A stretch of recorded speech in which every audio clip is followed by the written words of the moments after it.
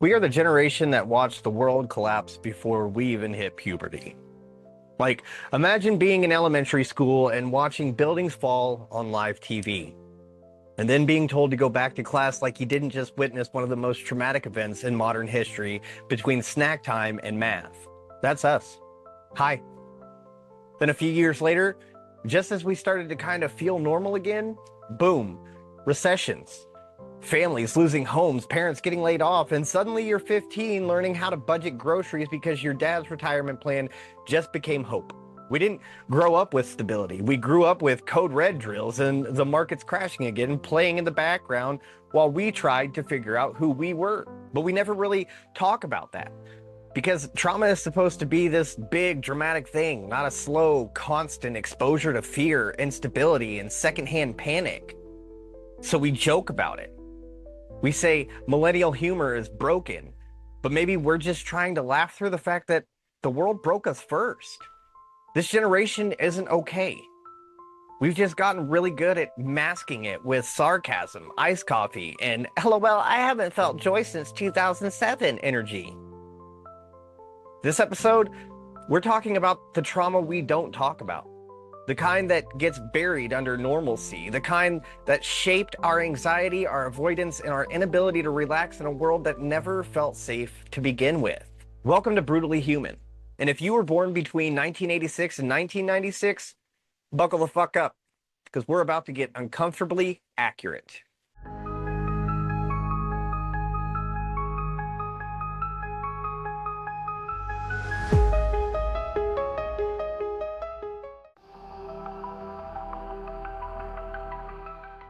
If you want to understand why this generation is unwell, start here. We watched trauma unfold on live television while eating cereal. September 11th, 2001. A date seared into every American history book, but also into the emotional nervous system of an entire generation of kids who had no idea what terrorism even was, but knew something awful had just happened because their teacher suddenly turned into a statue. A lot of us, we were in school. We remember the static of an old TV box being rolled in. We remember our teachers crying. We remember the silence, which, if you were in public school, was probably the most terrifying thing of all. We didn't have the emotional vocabulary to process it. We just knew the grown-ups were scared. And when the people you look to for safety don't know what to say, that fear gets absorbed. Quietly. Permanently. And let's be real, most of our parents didn't know how to talk about emotions anyways. So instead of real conversations about fear, loss, and national trauma, we got, we're fine. God's in control. Just pray. Turn off the news and go outside. Cool. That's helpful. Thanks. But even if the news was turned off, the feeling stuck, the anxiety, the distrust, the are we safe that never fully went away. We grew up knowing planes could crash into buildings, wars could start without warning, and everything you know could change in the time it takes to finish a Lunchable. That does something to a kid. It hardwires fear into your normal. It turns emotional hypervigilance into your baseline setting. It's why so many of us struggle with anxiety, why we over-apologize, why we can't fully enjoy good moments without waiting for the other shoe to drop. We learned young, the world is not safe. Things can fall apart at any second, and no one's really in control no matter how confident they sound on TV. And sure, we joked about it for years. We turned our trauma into memes. We say things like, yeah, I haven't known peace since the towers fell, while sipping iced lattes and smiling like it's funny. But it's not just a joke. It's grief. It's fear. It's the kind of invisible trauma that doesn't show up on paper. But it shows up every single time someone doesn't text back and your brain just automatically assumes the worst. This is the stuff we never processed because no one told us we were allowed to. If 9/11 shattered our sense of safety, the 2008 recession shattered our sense of stability. Let me paint a scene for you. You're 16. Your biggest concern should be whether your high school crush is going to say, hey, back on AIM. Instead, your mom just got laid off. Your dad's retirement, gone. The house, in foreclosure. And you're suddenly Googling how much do kidneys sell for? Because college is still expected, but apparently the money to pay for it has vanished into the stock market abyss. We didn't just live through the recession. We came of age in it. We watched our parents lose jobs they held for decades. We heard fights behind closed doors about bills, mortgages, bankruptcy. We learned what the phrase "we can't afford that" really meant. And not just in the "no new shoes this month" way. I mean, lights might get shut off kind of way. Financial trauma? Yeah, that's real. It's waking up every day with a scarcity mindset. It's still hoarding condiments and reusing gift bags because you might need it later.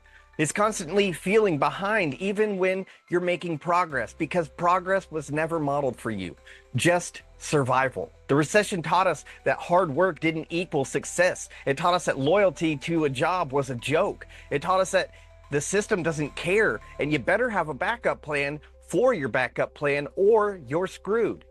And the timing couldn't have been worse, right as we were hitting the job market.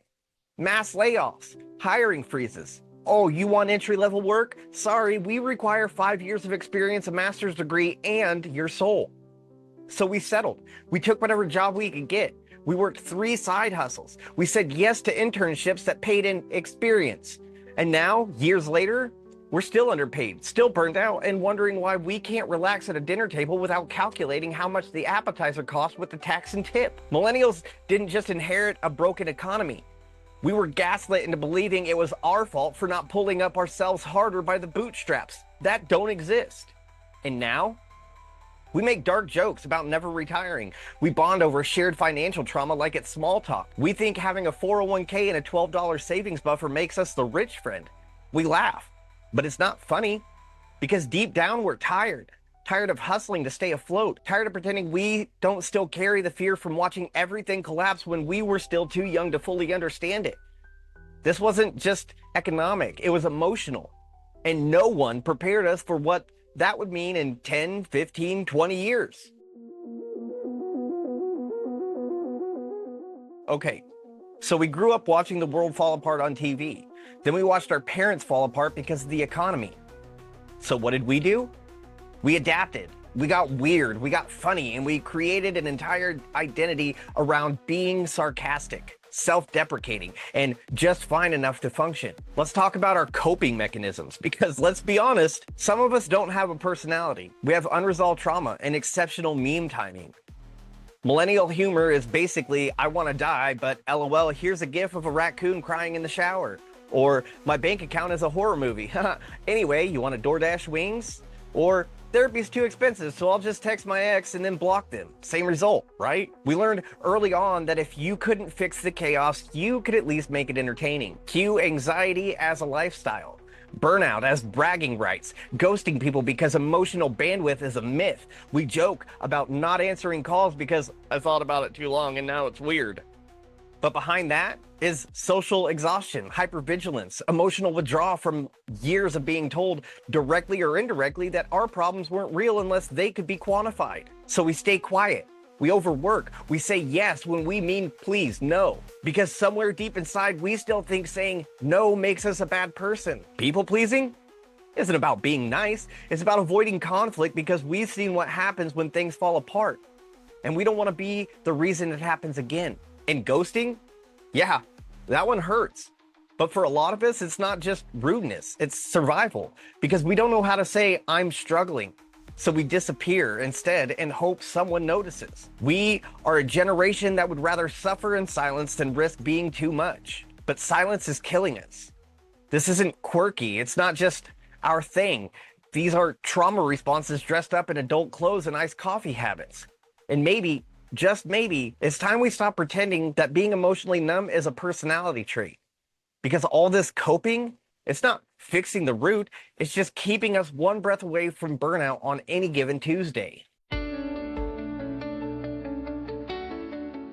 So we've unpacked a lot. Terrorism, recession, emotional whiplash, and the mental gymnastics we've done just to function in a world that's felt unsafe since childhood. But what now? Because knowing we're messed up isn't enough. We've got self-awareness fatigue. We've joked about our trauma, therapized ourselves in group chats, and read enough self-help memes to qualify for a fake psychology degree. But healing, that's the hard part. Because it's not loud, it's not aesthetic, and it's not always obvious or satisfying. Sometimes healing just looks like saying no without guilt, texting someone back when you feel ready, not when you feel pressured, taking a nap without apologizing, admitting I'm not okay and letting that be enough. We grew up without emotional permission. Now it's our job to give it to ourselves. You want to know why this generation is not okay? Because no one showed us how to be. We were taught how to be resilient, not be well. We were taught how to survive, not how to rest, how to work, not how to feel, how to hustle, not how to heal. But we're allowed to want more. We're allowed to want peace. We're allowed to admit that what we went through wasn't normal, even if no one called it trauma at the time. You are allowed to stop pretending, to be soft, to be human, to want help, to take breaks, and to not have it all figured out. You are not dramatic. You're not weak. You're not behind. You are surviving a world that was never designed with your well-being in mind. And the fact that we're still here, still trying, still feeling something after all of it, that's not failure. That's resistance. That's healing. Slow, messy, and brutally human. If you made it to the end of the episode, first of all, damn. Second, you're not alone. This generation carries a kind of pain that rarely gets acknowledged. And just because we've got good at laughing through it doesn't mean we're not still living with it. So if any part of today hit too close to home, good. It's time we stop pretending we're fine. It's time we stop calling trauma quirky just to cope. It's time we actually start healing. This episode was brought to you by Cope Notes, a daily mental health text service that doesn't talk down to you or flood your inbox with toxic positivity. It's science-backed, stigma-free, and created by someone who gets it. Use code UNCOVERED at checkout for 10% off any subscription. And listen, sometimes it's not enough just to hear a podcast. Sometimes you need to talk to someone who does this for real. That's where Dr. Laura Ellick comes in. She's a trauma psychologist, an author, a speaker, and easily one of the best people on the planet when it comes to helping you make sense of your story. You can reach out to her through her website at www.lauraellick.com. And she's also given me permission to include her number, which is 516-653-6186. We don't gatekeep healing around here. We share it. Now, next week, let's talk about cancel culture. Because what started as holding people accountable turned into a digital witch hunt. One minute you're someone's hero. The next, you're trending on Twitter because of a bad tweet from 2009. We'll ask the hard questions. Can people actually grow in public anymore? Is cancel culture real or just rebranded consequences? And what happens when you get canceled for being human? Until then, do you, but do it with love and affection. I'm Kyle Fields. I'll see you next week.